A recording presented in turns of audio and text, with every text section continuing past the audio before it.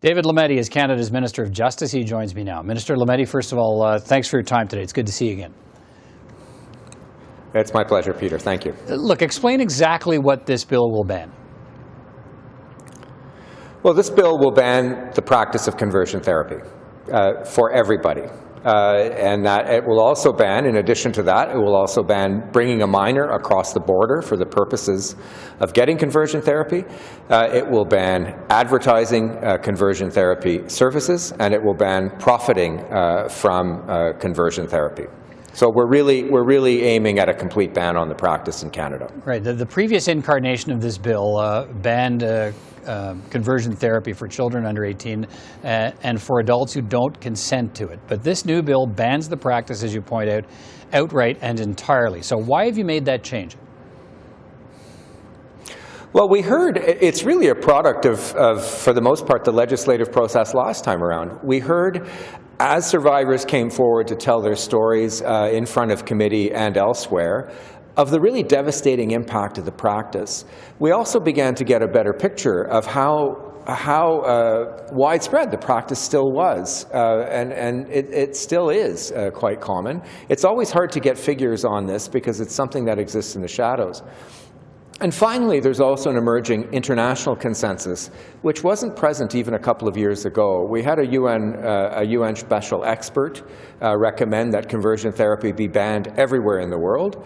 We have European countries now actively discussing it. And so in addition to what's happening in Canada, there really is an emerging international consensus that this practice ought to be banned outright. It's torture. You can't agree to have torture, and we're coming to understand that, and we didn't have as clear a picture even a couple of years ago. Right, but with the last bill, as I pointed out, you didn't propose an outright ban because you didn't feel banning it for consenting adults would stand up to a court challenge. What's changed in your thinking? Well, we now feel that additional evidence is something that we could marshal in order to make the argument that this is a kind of, if a limitation on consent were to be seen as a restriction of some sort of freedom of expression or freedom of religion, that it would be something that could be reasonably and demonstrably justified in a free and democratic society, given the additional evidence, given the emerging international consensus that we now have. All right. So to be clear, you're saying it might still be subject to a court challenge, but that in the past 6 months or so, and based on what you've seen around the world and what you heard from people at the committee hearings, you've decided you're willing to take that chance. That's right. That's right. I think most fundamentally what we have come to realize is that the practice is so destructive, the practice is so abhorrent, that you can't consent to it. You can't consent to torture. And there are other things in the criminal code that we don't allow you to consent to do either. And so this is, I think, a necessary and I think, obvious step. Let's talk about the road forward here. The NDP and the Bloc and the Greens, they're on the record supporting the ban on conversion therapy. But as you know, the Conservatives were split on this issue in the last Parliament. Aaron O'Toole did support the bill, but more than half of the Conservative caucus opposed it. Have you had discussions with the Conservatives about supporting this tougher bill this time around? We've had a number of informal discussions with all members of Parliament. I won't disclose exactly who I have spoken to yet or haven't spoken to yet.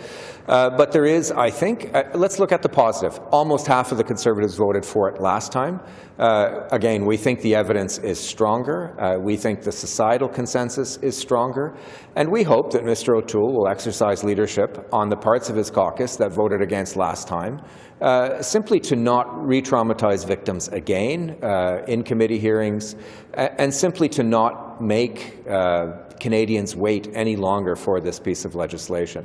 Peter, I'm looking at the positive. I'm looking at working with my parliamentary colleagues in the House and in the Senate.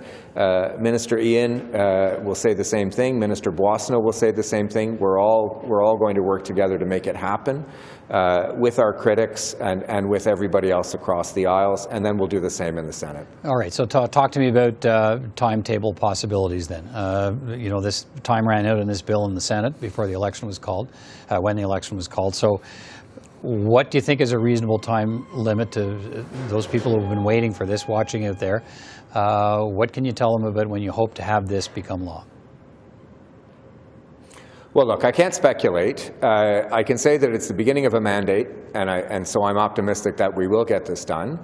I can also say that there is, I think, a consensus amongst some of the people that I've spoken to try to get this through the House as quickly as possible, in order, again, to not re-traumatize people. I know the NDP has come out and said that they would like to pass this bill through the House before Christmas. I will do my best to work with all parties in the House in order to make this happen as quickly as possible. I'm not going to set dates, but I am going to commit to getting this done as quickly as it possibly can be done, working in collaboration with my colleagues in the House of Commons and in the Senate. Are you making the case, at least on the House side, are you making the case that perhaps there's no need to hold another round of committee hearings on this? Is that the case you would make, that, look, we had committee hearings within the last year on this, let's just push it forward? Peter, I'd rather not get into that kind of detail on the strategy, other than to repeat that I will do my best, working with colleagues on all sides of the aisle, to get this through as quickly as possible. All right, Canada's Justice Minister David Lametti, good of you to take some time to talk about this tonight, and we'll watch the progress of this bill to ban conversion therapy as it moves forward. Thanks for your time. Thanks very much, Peter.